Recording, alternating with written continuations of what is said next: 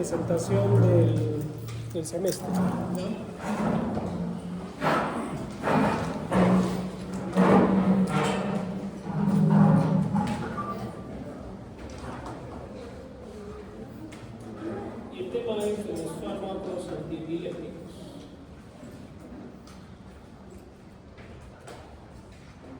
Hablar de epilepsia es hablar de una enfermedad crónica caracterizada por descargas eléctricas anómalas a nivel cerebral y que genera crisis de convulsiones, ¿no? De diversas causas.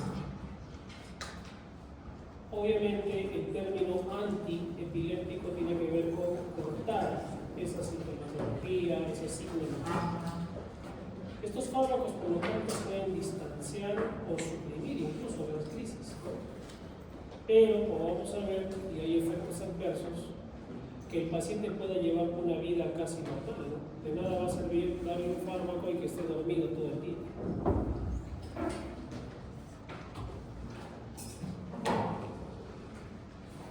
Cuando escuchamos el término epilepsia, hablamos de lo que se conoce como foco epileptógeno, que no es más que algunas zonas del cerebro descargan eléctricamente en forma anormal. Esta actividad eléctrica en estas zonas se disemina y pues genera lo que conocemos como crisis epiléptica.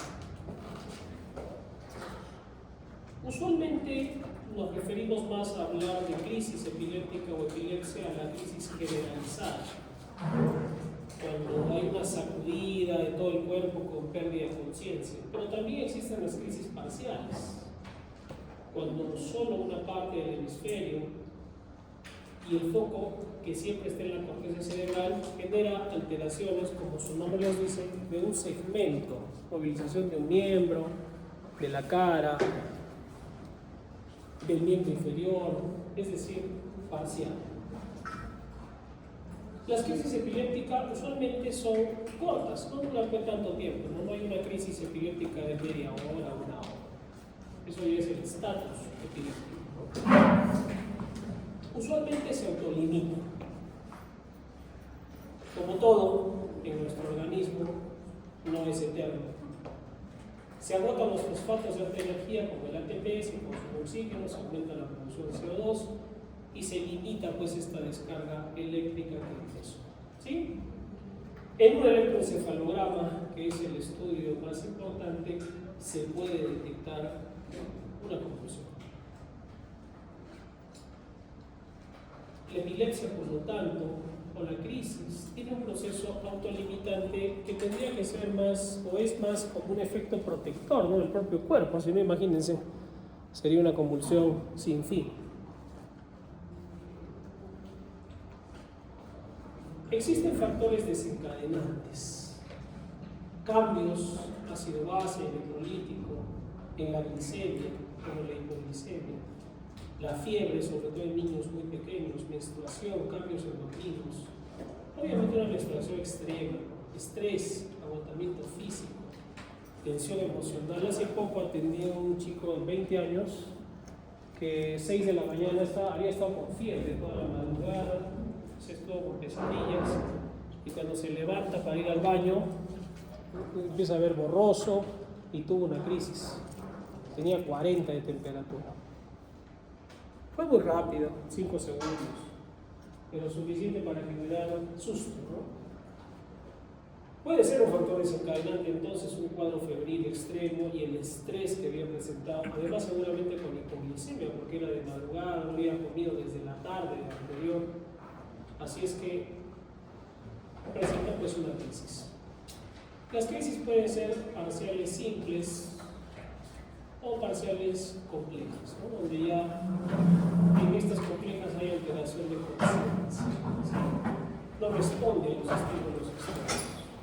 Pero también existen las simples por generalización secundaria, ¿no? Empieza en un foco en un hemisferio y de pronto se disemina, hasta las generalizadas, o las llamadas tónico-clónicas generalizadas, ¿no?, donde el paciente llega a una fase tónica clónica que de repente la han visto y posteriormente una fase de relajación.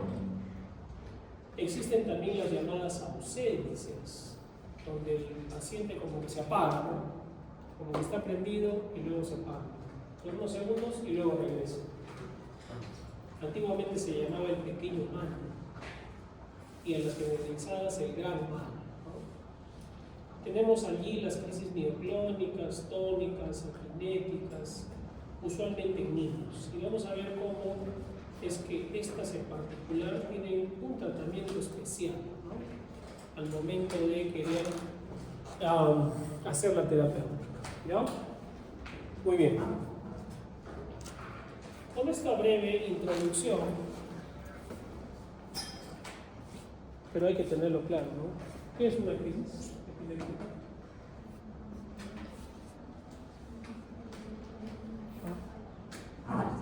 ¿Cuándo qué?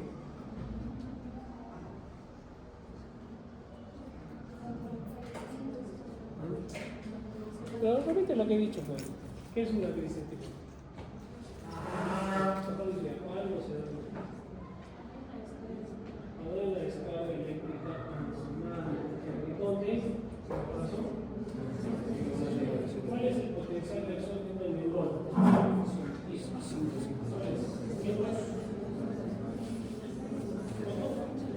Menos 70 o menos 90. Menos 70 voltios. Menos 90 es de la célula cardíaca. ¿Sí? Entonces se altera la despolarización. La célula se excita demasiado y puede producir una crisis epiléptica. ¿Cuáles son los órganos eléctricos que tenemos? Y el corazón. ¿Ya? Actúan con potenciales de acción. ¿Qué es un potencial de acción? Es que eso tiene que ver con lo que vamos a estudiar. Si no saben eso, hacemos la próxima semana. ¿Qué es un potencial de acción?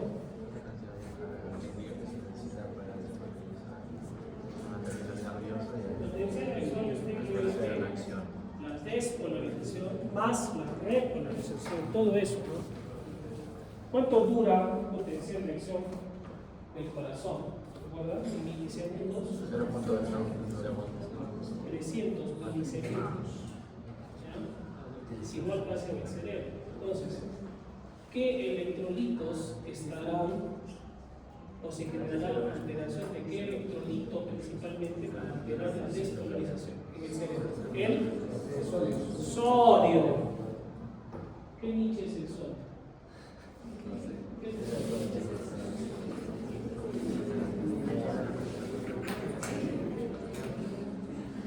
¿Alguna vez has comido sal?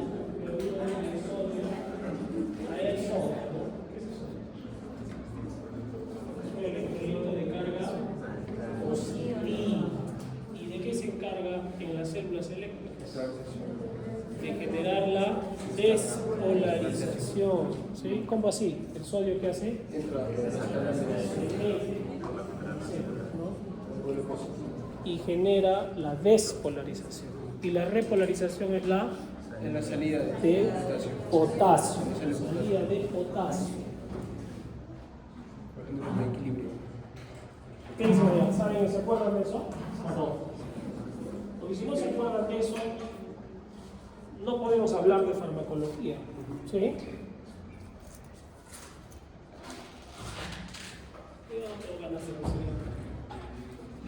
Entonces, vamos a hablar de los fármacos, ¿ya? Menos con ustedes, que son la promoción estrella.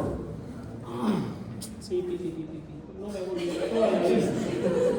Ustedes son la peor promoción que he tenido yo. En serio. En serio. Escucha, no quería decírselos, pero son mis sentimientos. No, nunca. Bueno, casi nunca, pero no. ¿Ya? Pero ya quiero que se acabe esto. Se va a acabar ya. Fenobarbital, vamos a hablar del primer fármaco. Pertenece al grupo de los barbitúricos de acción prolongada. ¿Ya? Estos duran más de 6 horas. Tienen una acción antiepiléptica selectiva. Es un fármaco hasta cierto punto de los especiales, ¿no?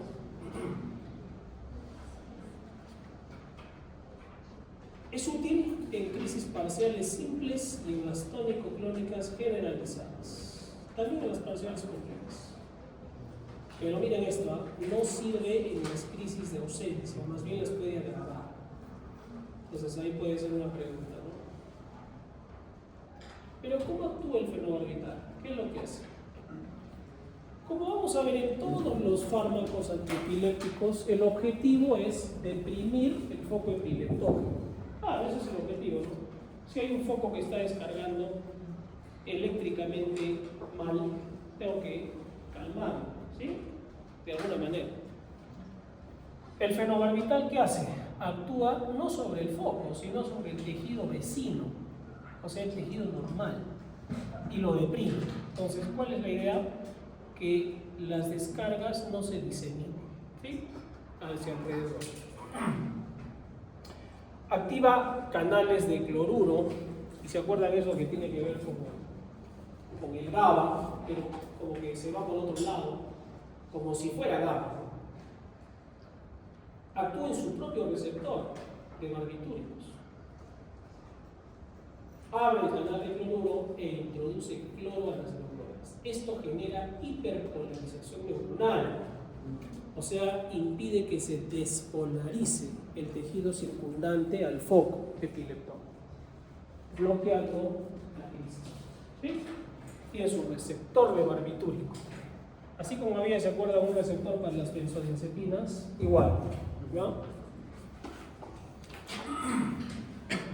Se absorben bien en el aparato digestivo, pero también tenemos fármacos por vía intramuscular o endovenosa. Pero más usamos la vía oral, ¿no? Porque es un fármaco de uso hospitalario, es de los restringidos. Tiene buena nueva proteínas en un 40-60%, pasa muy bien la barrera hematoencefálica, se metaboliza en un 75%. El resto se va sin modificaciones por la orina. ¿Qué pasa si una persona tiene intoxicación por fenobarbital? Podemos, mediante alcalinización de la orina, acelerar su excreción, porque el fenobarbital es un ácido nítrico. ¿Se acuerdan de eso, no? Sí. Hace tiempo, en primera fase. Cuidado, puede durar hasta 100 horas en el cuerpo. Se da cada 12 horas para tener un efecto antiepiléptico sostenido. Pero tiene efectos adversos. El principal, sedación y somnolencia. Cuidado, ¿no? No es un fármaco de venta libre, es un fármaco que se adquiere con recetario especial. Uno tiene que tener un recetario especial para poder comprar, ¿sí? En las farmacias. Incluso puede ser una droga de abuso, ¿no? Es un barbitúrico. El paciente puede entrar incluso en coma. Si viene un paciente y les dice que se ha tomado el familiar 20 tabletas de fenobarbital, hay que hacer un lavado gástrico. Probablemente intubar, usar vasopresores porque va a estar muy deprimido, alcalinización de la orina, etc. Estos fármacos pueden generar dependencia, psíquica y también física, y pueden generar abstinencia. ¿Pero para qué sirven? Porque no todo es malo, ¿no? Quiero ver si puedo esto.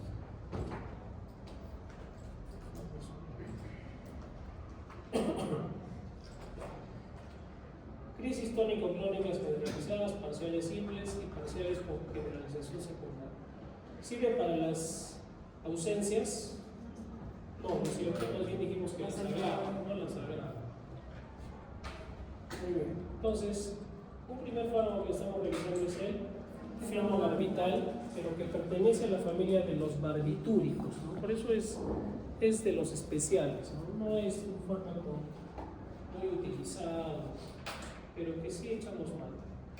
Este sí es más famoso, ¿no? He escuchado de la fenitoína. ¿Qué? La fenitoína. Hay en tabletas, hay en ampollas, tabletas de 100 miligramos. Pertenece al grupo de las hidantoínas. La fenitoína no es un barbitúrico, ¿no? Es la única hidantoína antiepiléptica. Es como que su propia familia es la fenitoína. Es eficaz en lo mismo que el fenobarbital, que o sea, crisis tónico-clónicas, parciales simples, parciales con generalización secundaria. Tampoco sirven crisis de ausencias. Miren, tenemos ya dos que no me sirven de ausencias. Lo ideal es que se use solo, pero a veces no funciona y hay que usar dos fármacos. ¿Cuál es su mecanismo de acción? Ajá, miren. ¿Qué hacía el fenobarbital? ¿Cuál era su mecanismo de acción? ¿Cuál era? El fenobarbital. ¿Ah?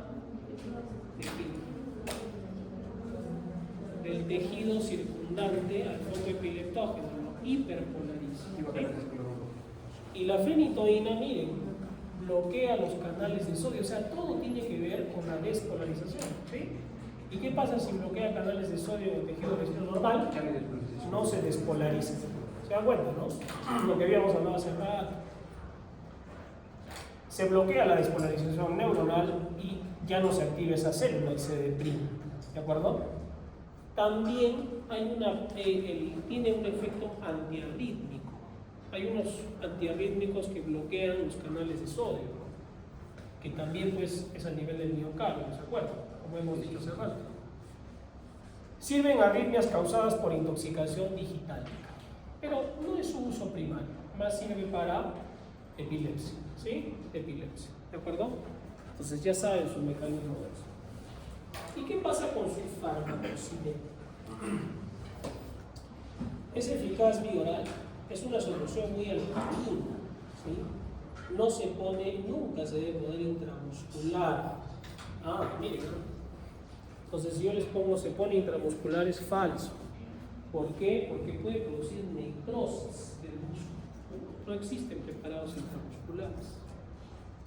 Se pone endovenoso. Sí, bien diluido. En la sangre su ligazón a proteínas es alta, hasta el 90%. Entra bien al cerebro, ahí es donde quiero que actúe, ¿no? ¿Sí? Pero gran parte se metaboliza en el hígado. ¿Ya?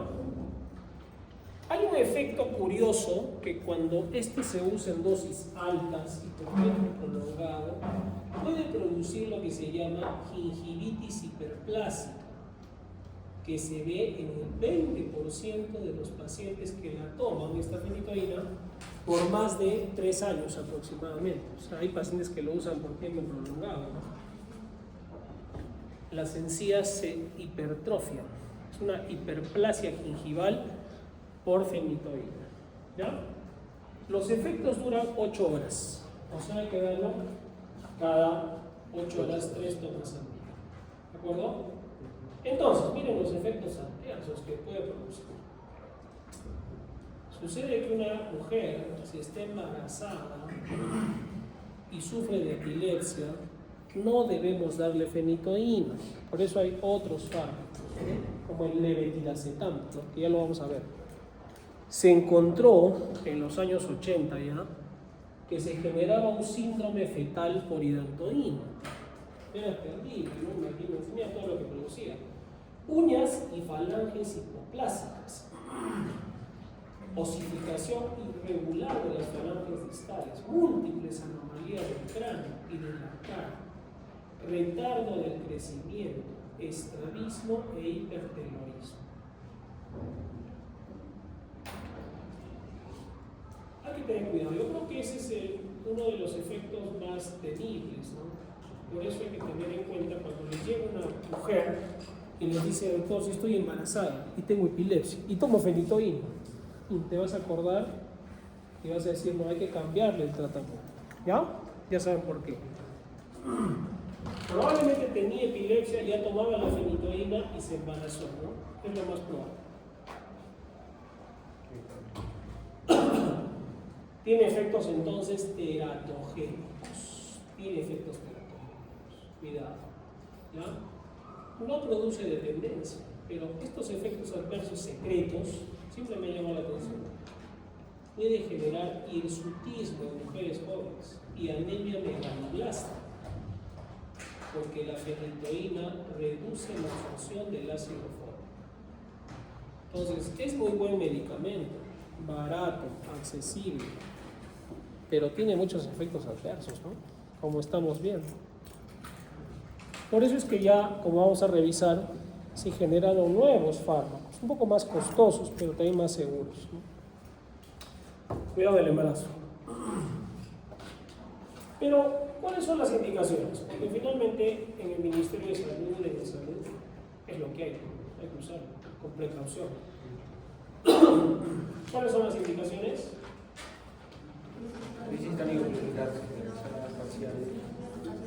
Los mismos que los barbitúricos, ¿no? Pero no en ausencias, ¿sí? No en ausencias. Ya. ¿Cuál es el mecanismo de acción de la fenitoína? Bloquea, y eso tiene que ver, no se despolariza la neurona, por lo tanto, bueno, los alrededores del cuerpo, y no se disemina con la crisis, ¿no? Y el paciente mejora en todo caso. También es muy utilizado este fármaco cuando un paciente viene de emergencia con estatus epiléptico. La dosis es de dosis altas, 18 a 20 miligramos por kilo en bono, que más o menos es 1 gramo, 1.200 miligramos. Se pone en bono luminoso para controlar el estatus epiléptico. Que la nueva elección son las benzodiazepinas, es verdad, pero este es un fármaco muy utilizado en emergencia por vía intravenosa, ¿no? Hay ampollas de 1 gramo. Estas son de 250, tendría que ponerme 4, ¿no? En una para un paciente de 60 kilos más o menos. ¿Sí? ¿Alguna vez han visto fenitoína, una folita? Nunca. Fenobarbital, tampoco. ¿Por qué no son curiosos? Si van al hospital, ¿qué van al hospital? Van al hospital, van a la de la enfermera y dicen, licenciada, ¿qué tiene fenitoína? No, sí, acá. Fenobarbital también. Pensé, ¿ya? Entonces mañana van todavía, ¿no? Van al hospital y preguntan. Muy bien. Entonces, ¿qué fármacos hemos visto?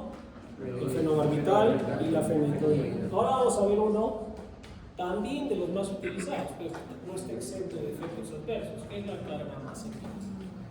¿Han escuchado de la carbamazepina? Es más moderna, sin embargo es de 1960, pero es más moderna. O sea, tiene ¿cuántos años? 66 años cumplió. Igual que el honorio. Es una dibenzazepina sintética. Se parece a los antipsicóticos, pero este fármaco es eficaz en las crisis parciales complejas, la epilepsia del lóbulo temporal. Antiguamente se le llamaba la epilepsia psicomotora. También en las parciales simples y en las tónico-clónicas generalizadas, casi lo mismo que la fenitoína, prácticamente. No sirve en las crisis de ausencia.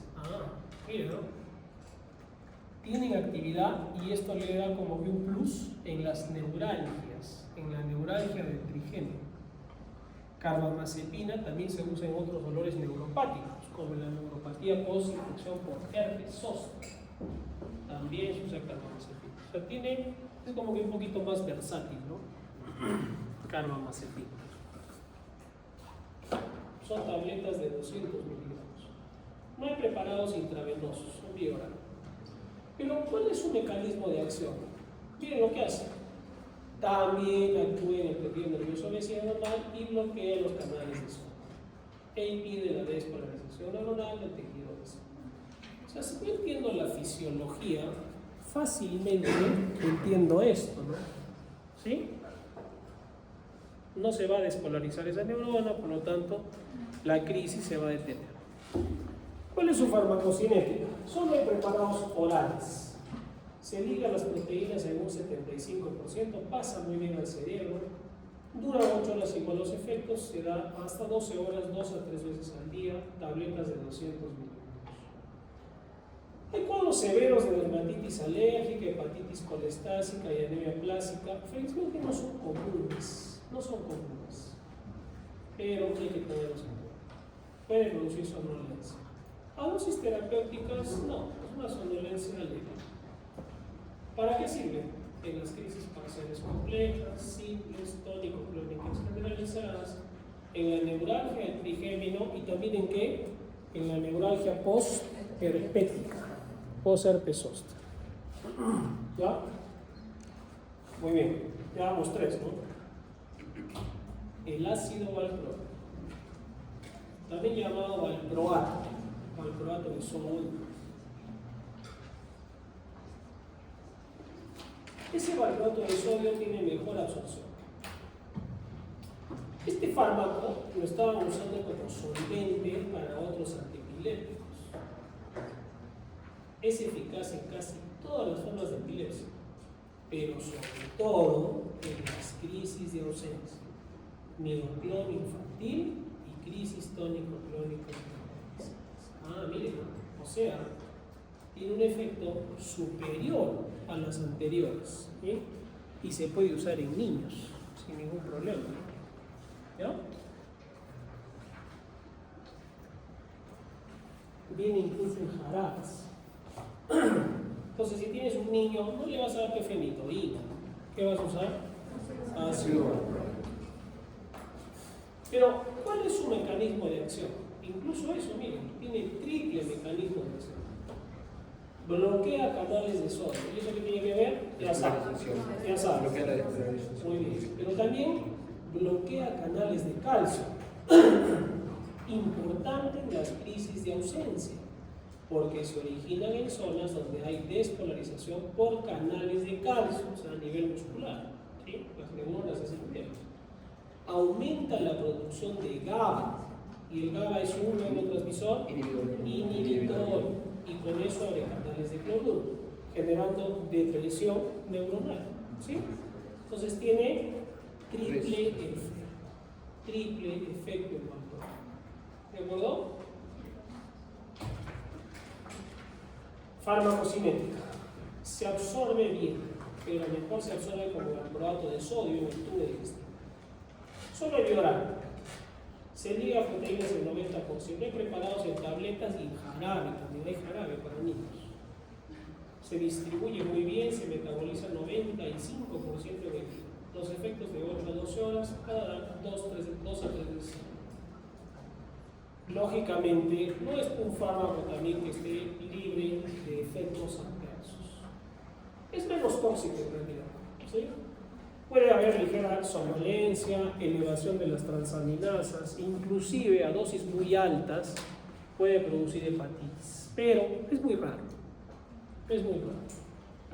Lógicamente tiene que estar pues alejado.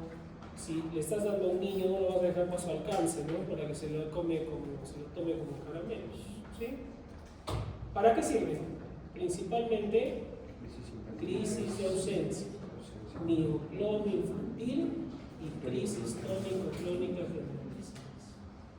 Esas 3 son las más importantes, pero también en las parciales complejas.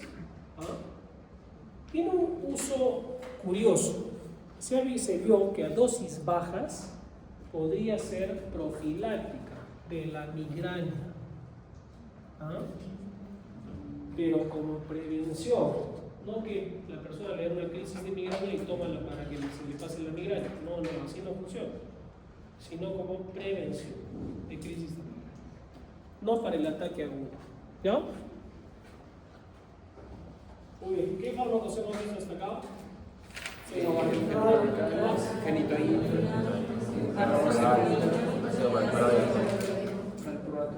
entonces, ¿cuántos vamos ya? 4. Son 100. Etosuximida. Ya este es más moderno que los anteriores. Esta es sintética. Es eficaz en las crisis de ausencia, solo en ellas.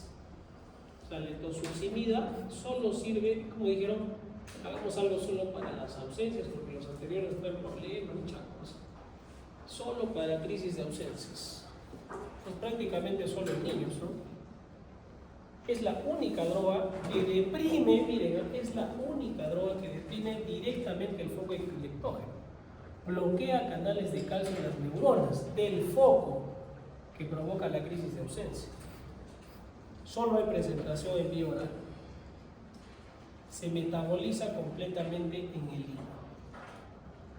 Sus efectos adversos son leves, generales como gastritis, somnolencia, cefalea. No son comunes en el libro. El siguiente grupo, ustedes ya lo conocen y ya las hemos revisado. Son las benzodiazepinas. ¿Sí? Y se acuerdan que dijimos que las benzodiazepinas tenían 4 efectos, ¿no? ¿Cuáles eran? Uno, ansiolítico, hipnótico, relajante y antiepiléptico. Justamente el clonazepam sirve para el mioclono infantil, el diazepam endovenoso para las crisis tónico-clónico generalizadas. El paciente llega a emergencia con estatus convulsivo y yo uso diazepam 10 miligramos en bol. ¿Cómo actúan? Ya saben, potencian a quién? Al GABA, ¿no? Actúan potenciando su efecto de apertura de canales de cloruro y el GABA es un neurotransmisor inhibitor. ¿Cuál es su efecto adverso principal? La somnolencia, definitivamente la somnolencia. ¿Ya? Pero tenemos fármacos como que entre comillas más modernos, como la gabapentina, la motrigina, topiramato, ¿sí? O el levetiracetam. ¿Han escuchado ese, no? Este, levetiracetam. Y más malo todavía el brivaracetam. Incluso no tenemos detalles, pero la gabapentina bloquea canales de calcio. No tiene que ver con el GABA. Útil en crisis parciales. La lamotrigina, este es de amplio espectro, sirve en las parciales y en las generalizadas. Es un bloqueador de los canales de sodio. ¿Y cuál es la diferencia con los anteriores? Que puede durar hasta 24 horas, o sea, se da una sola vez al día. De hecho, me da mayor ventaja, porque una persona mayor, para tomar cada 8 horas la fenitoína o la carbamazepina, mejor es una vez al día. Es un poquito más confortable, ¿no? Más amigable. Pero es caro. 10 veces más que la fenitoína. A la fecha. Topiramato. Parecido a la lamotrigina. Ahí van los dos. Pero también es costoso. Bloqueas canales de sodio, dura 24 horas. Los efectos. En efectos similares al valproato. También sirve como preventivo para la migraña. Van a haber pacientes con migraña que están tomando topiramato. Preventivo, no es abortivo de la crisis, no preventivo. No se van a confundir eso. Puede haber una pregunta: ¿el topiramato es útil en la crisis de migraña? No, pues, no es efectivo. Prevención. Es en la prevención. ¿Ya? Entonces, gabapentina más o menos, moderno, pero esto sí ya incluso más costosos. Pero la ventaja, ¿cuál es? Su farmacocinética, ¿no? Duran 24 horas. O sea, de hecho que eso le da ventaja, ¿no? Sobre los anteriores. Y ya, la última década, levetiracetam. Y los últimos 2 años, brivaracetam. Estas son opciones modernas para el control de la epilepsia con un mecanismo muy nuevo y exclusivo sobre esta proteína SB2A.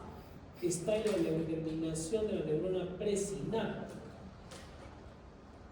Lo que hace es bloquear la descarga eléctrica a ese nivel a través de esos receptores por potenciar GABA y también disminuir el potencial de acción, o sea, tiene un efecto más complejo.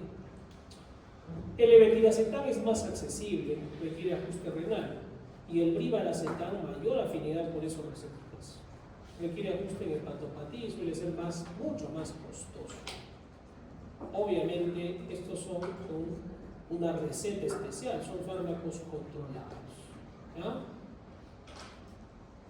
Muy utilizado ahora, está muy de moda el levetiracetam en cuidados intensivos. Pacientes para hacer neuroprotección, es un fármaco muy bueno, con pocos efectos adversos, muy manejable, pero costoso todavía, costoso. ¿Sí? El levetiracetam. Tenemos en el mercado, no se va a etiquetar el levetiracetam.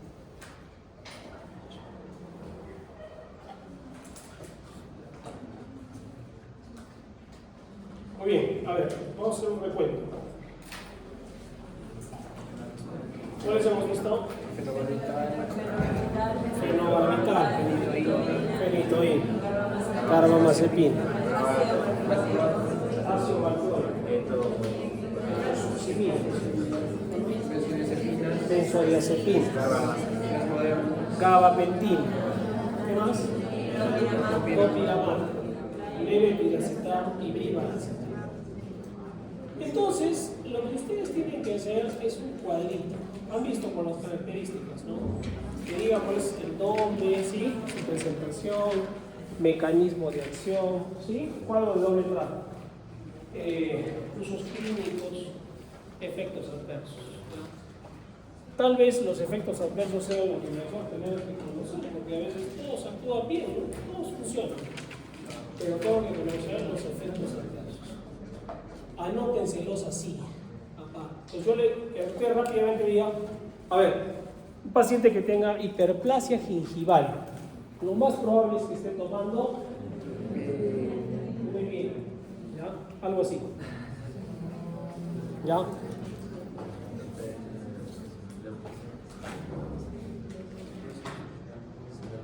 Ya. Se acabó todo.